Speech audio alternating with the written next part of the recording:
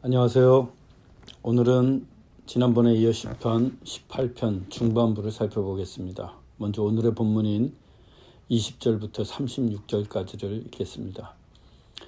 여호와께서 내 의를 따라 상 주시며 내 손의 깨끗함을 따라 내게 갚으셨으니 이는 내가 여호와의 도를 지키고 악하게 내 하나님을 떠나지 아니하였으며 그의 모든 규례가 내 앞에 있고 내게서 그의 율례를 버리지 아니하였음이로다. 또한 나는 그의 앞에 완전하여 나의 죄악에서 스스로 자신을 지켰나니 그러므로 여호와께서 내 의를 따라 갚으시되 그의 목전에서 내 손이 깨끗한 만큼 내게 갚으셨도다. 자비로운 자에게는 주의 자비로우심을 나타내시며 완전한 자에게는 주의 완전하심을 보이시며 깨끗한 자에게는 주의 깨끗하심을 보이시며 사악한 자에게는 주의 거스르심을 보이시리니 주께서 공고한 백성은 구원하시고 교만한 눈은 낮추시리이다. 주께서 나의 등불을 켜시며 여호와 내 하나님이 내 흑암을 밝히시리이다. 내가 주를 의뢰하고 적군을 향해 달리며 내 하나님을 의지하고 담을 뛰어넘나이다. 하나님의 도는 완전하고 여호와의 말씀은 순수하니 그는 자기에게 피하는 모든 자의 방패시로다. 여호와 외에 누가 하나님이며 우리 하나님 외에 누가 반석이냐. 이 하나님이 힘으로 내게 띠띠우시며 내 길을 완전하게 하시며 나의 발을 암사슴 발 같게 하시며 나를 나의 높은 곳에 세우시며 내 손을 가르쳐 싸우게 하시니 내 팔이 놋활을 당기도다. 또 주께서 주의 구원하는 방패를 내게 주시며 주의 오른손이 나를 붙들고 주의 온유함이 나를 크게 하셨나이다. 내 걸음을 넓게 하셨고 나를 실족하지 않게 하셨나이다. 아멘. 시편 18편의 표제가 여호와의 종 다윗의 시, 인도자를 따라 부르는 노래, 여호와께서 다윗을 그 모든 원수들의 손에서와 사울의 손에서 건져주신 날에 다윗이 이 노래의 말로 여호와께 아뢰어 이르되 라고 했습니다. 하나님께서 모든 원수들의 손과 사울의 손에서 다윗을 건져주셨습니다. 다윗이 그 구원의 은혜에 감사하며 하나님을 찬양한 시편입니다. 이 표제에 대해서는 지난번에 상세하게 살펴보았습니다. 오늘은 내 의를 따라 상 주시며 내 의를 따라 상 주시며 라는 제목으로 하나님 말씀 나누겠습니다. 본문 20절입니다. 여호와께서 내 의를 따라 상 주시며 내 손의 깨끗함을 따라 내게 갚으셨으니 하나님은 우리에게 상을 주시는 분입니다. 히브리서 11장 6절에서도 하나님은 자기를 찾는 자들에게 상 주시는 분임을 믿으라 라고 하셨습니다. 하나님은 하나님을 찾는 자에게 상을 주십니다. 하나님은 우리에게 벌이 아니라 상 주시기를 원하세요. 하나님은 결코 무서운 분이 아닙니다. 그래서 사람을 처음 만드실 때에도 먼저 복부터 주신 분입니다. 상부터 주셨어요. 그러면 하나님께서 상을 주시는 기준이 무엇인가? 의입니다. 의. 내 의를 따라 상 주시며 다른 표현으로 내 손의 깨끗함을 따라 같은 내용을 시편이 반복하는 거예요. 성경에서 손이 깨끗하는 것은 의로움을 나타내는 시적인 표현입니다. 중요한 것은 하나님이 상을 주시는데 내 의를 따라 주신다는 것이에요. 그렇다면 내 의에 따라 상의 크기와 종류가 다를 수 있습니다. 나의 의로움이 어떠한가에 따라 하나님이 주시는 상의 종류, 상의 크기, 상의 기간이 다 다르다는 것입니다. 내가 받은 상이 작다? 물론 하나님이 주시는 상은 크기와 상관없이 은혜이고 영광입니다. 그래도 남이 받은 상보다 내가 작은 것 같다. 그러면 먼저 무엇을 살펴야 하겠습니까? 내 의입니다. 의. 내 의가 어떠한지를 살펴야 합니다. 내 의가 보잘것없으면 내가 받는 상도 작을 수밖에 없어요. 내 의가 크면 내가 받는 상도 큽니다.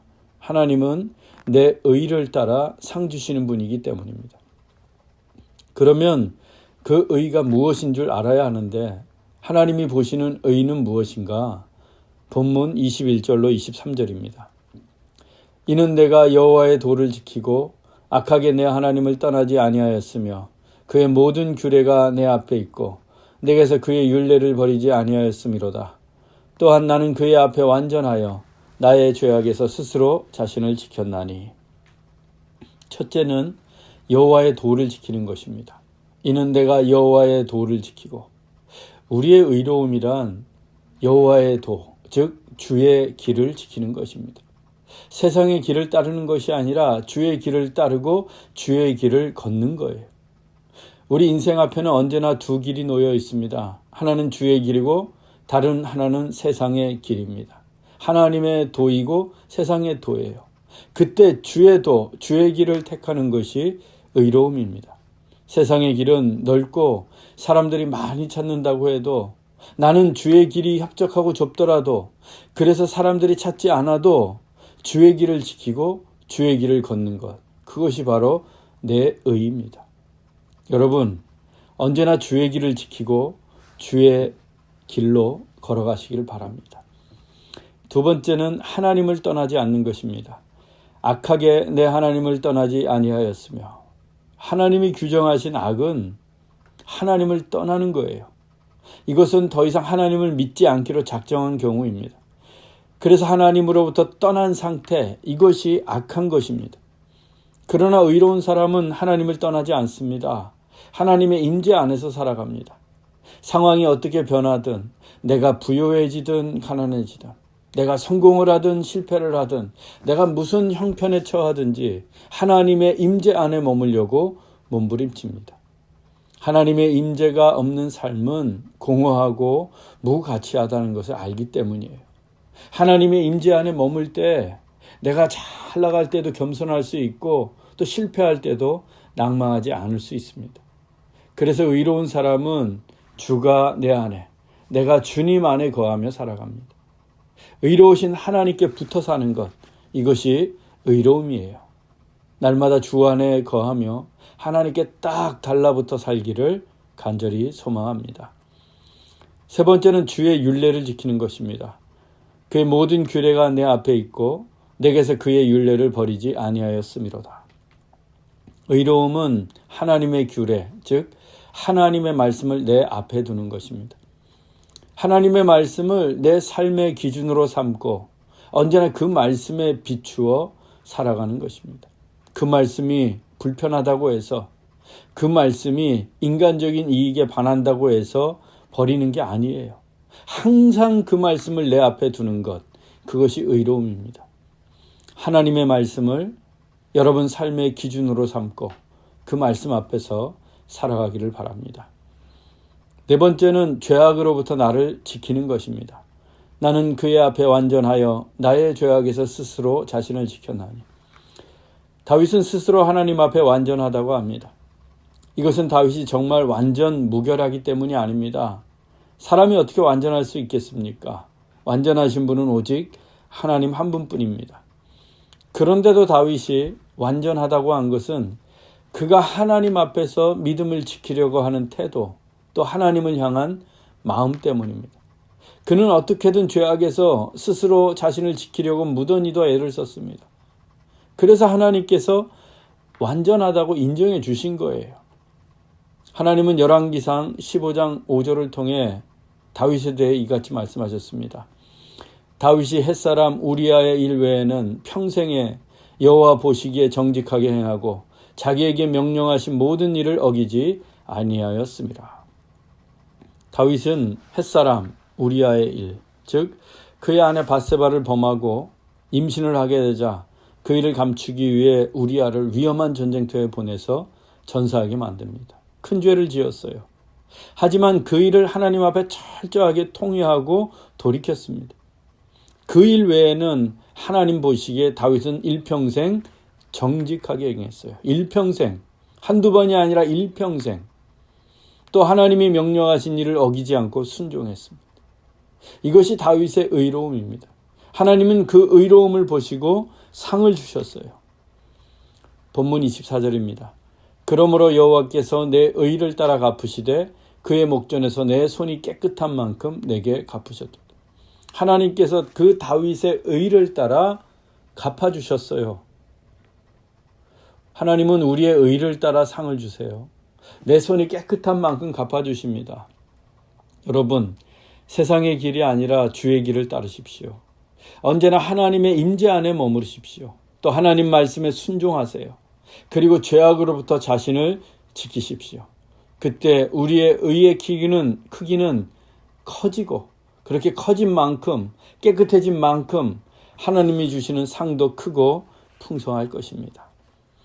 그러면 하나님께서 상을 주시는 구체적인 방법은 무엇인가? 본문 25절로 27절입니다.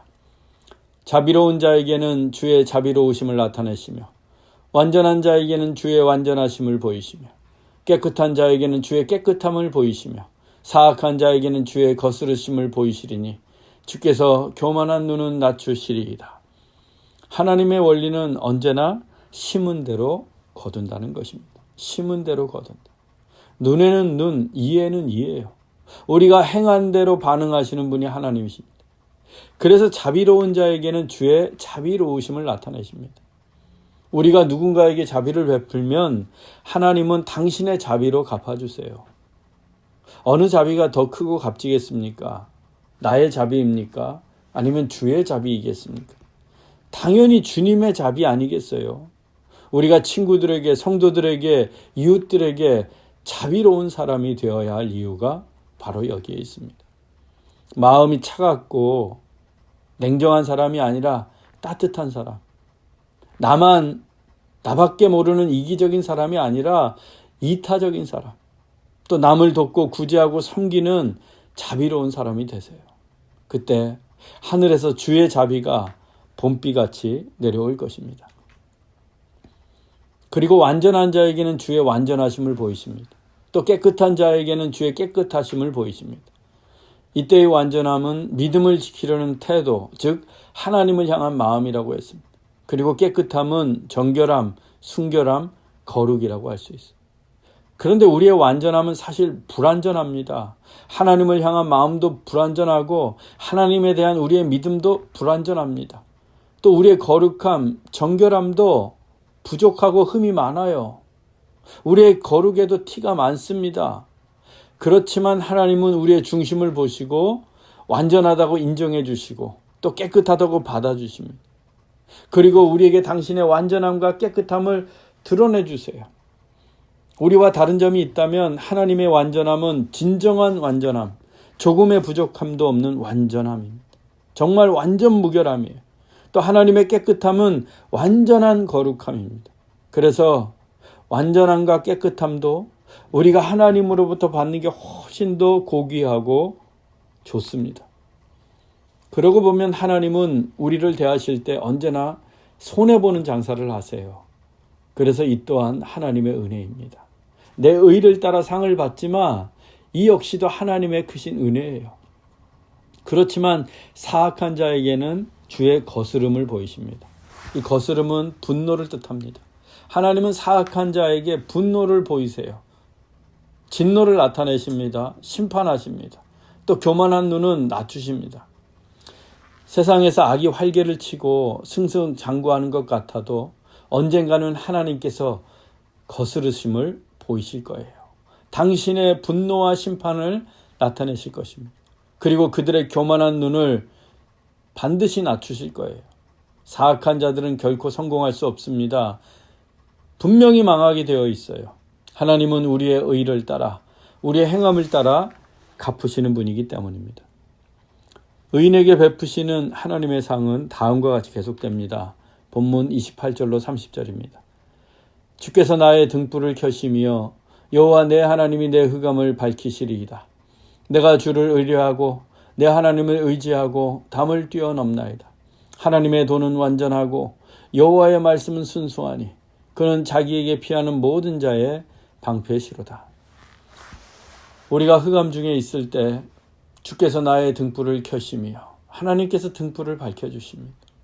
우리가 주의 길을 가고 하나님의 말씀대로 살려고 할 때 내 인생에 흑암이 올 때가 찾아올 때 있어요. 흑암이 가득할 때가 있습니다. 세상이 험하고 악하기 때문에 실패할 수 있어요. 하나님 뜻대로 살지만. 그런데 그때 하나님께서 등불을 켜주십니다. 어둡기만 했던, 캄캄하기만 했던 내 인생에 불을 밝혀주세요. 지난 시절을 돌이켜 보십시오. 하나님께서 우리의 흑암의 순간순간마다 얼마나 많은 불을 밝혀주셨는지 알 수 있지 않습니까? 앞으로도 내 삶이 어두워질 때면 하나님은 여지없이 어김없이 등불을 켜실 것입니다. 그 하나님을 오늘도 믿고 의지하고 살아가시기 바랍니다.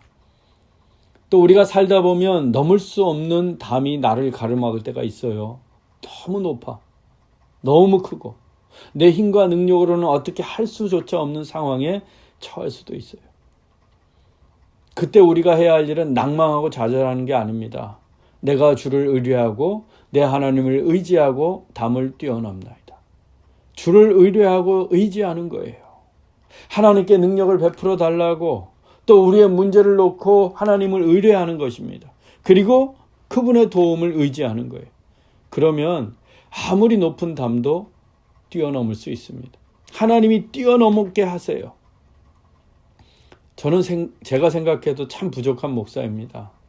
허물도 많고 지식도 얕고 능력도 없어요. 그래서 목회의 고비마다 교회가 어려울 때마다 주를 의뢰하고 주님을 의지할 수밖에 없었습니다. 그런데 신기하게도 그럴 때마다 하나님께서 내 앞에 높은 담을 뛰어넘게 하셨어요. 교회를 이리저리 옮겨 다니고 예배당에 불이 나고 지금 코로나 사태로 한동안 온라인 예배를 드려야 할 때에도 제가 할 수 있는 일은 주를 의지하는 것뿐이었습니다. 그런데 그때마다 주님은 담을 뛰어넘게 하셨어요. 아니, 함께 뛰어넘어 주셨어요. 제 손을 잡고.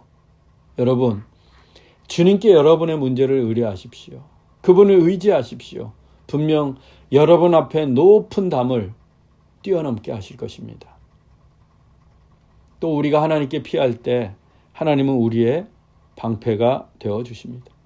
하나님의 도는 완전하고 여호와의 말씀은 순수하니 그는 자기에게 피하는 모든 자의 방패의 시로다.